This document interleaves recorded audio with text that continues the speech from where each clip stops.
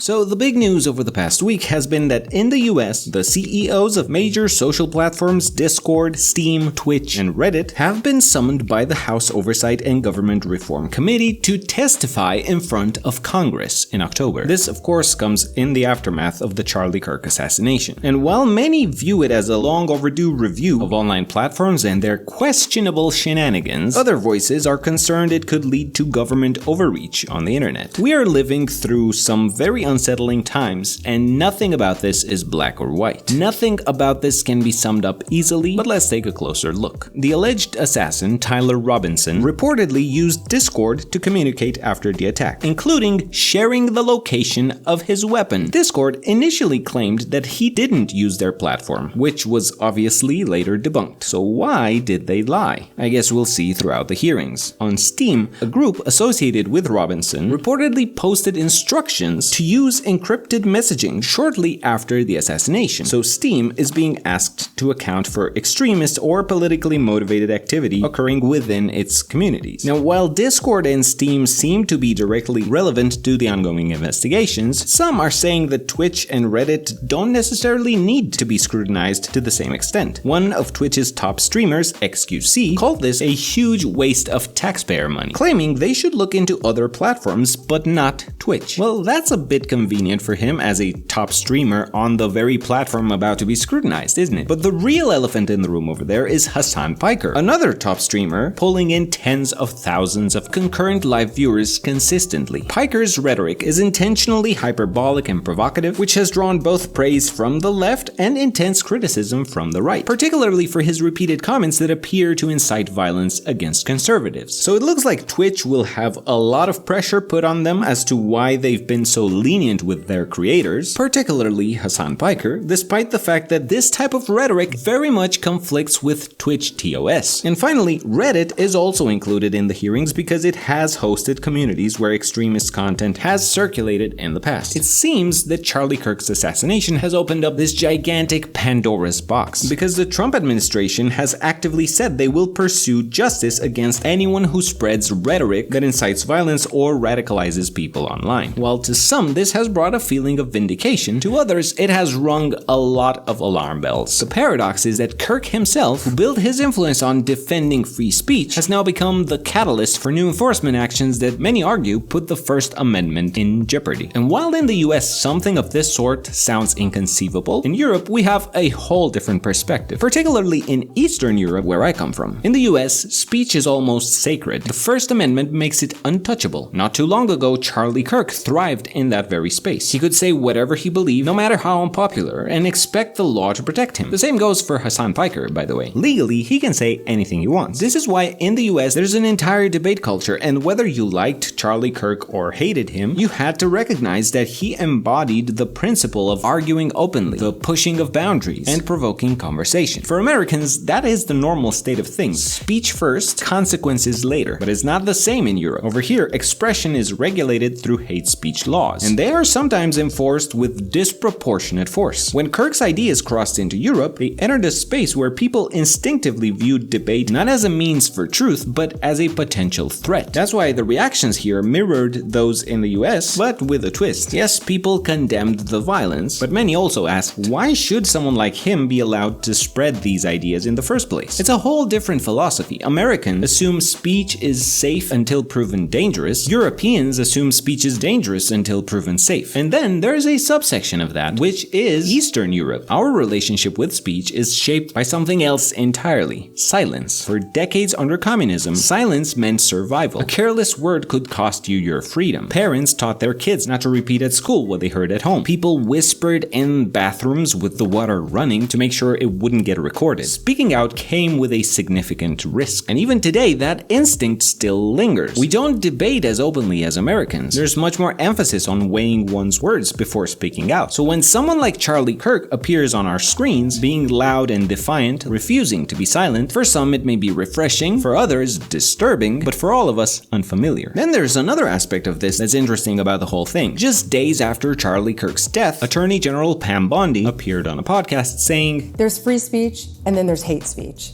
And there is no place, especially now, especially after what happened to Charlie in our society. We will absolutely target you, go after you if you are targeting anyone with hate speech, anything, and that's across the aisle. Her words sparked immediate debate, because in US constitutional law, hate speech is not a separate category. Unless it incites violence, or makes a direct threat, or falls into very narrow exceptions, even hateful speech is still protected. And people were quick to jump to remind her of that. Bondi later clarified that she wasn't talking about offensive opinions, but about threats tied to violence. Still, her first statement touched one hell of a nerve, because who defines hate speech? Where is the line between words we don't like and words that are illegal? I mean, look at what happened with Jimmy Kimmel as well. On September 15th, he made some controversial remarks during one of his opening monologues about the assassination of Charlie Kirk, and just a couple of days later, September 17th, ABC indefinitely suspended his show. What's crazy is that the FCC chairman, Brendan Carr, appeared on a podcast where he literally said, and I quote, "We can do this the easy way or the hard way. These companies can find ways to change conduct on Kimmel, or there's going to be additional work for the FCC ahead." What is it with these people going on podcasts and openly dismantling the First Amendment? Personally, I don't really like Jimmy Kimmel, but that doesn't mean silencing him is the right response. If we start removing people for saying what those in power consider inappropriate, we trade debate for censorship. The reasoning for canceling Kimmel was so flimsy anyway that ABC reinstated him less than a week later. If anything, it gave his show even more credibility, visibility, and relevance, which I doubt is what they were going for. So with all of this going on, and with the upcoming US congressional hearings, the question is, will politicians carefully and responsibly balance protecting the public without undermining their fundamental rights? Or will we see them slip into censorship and government overreach reminiscent of past totalitarian regimes? In the end,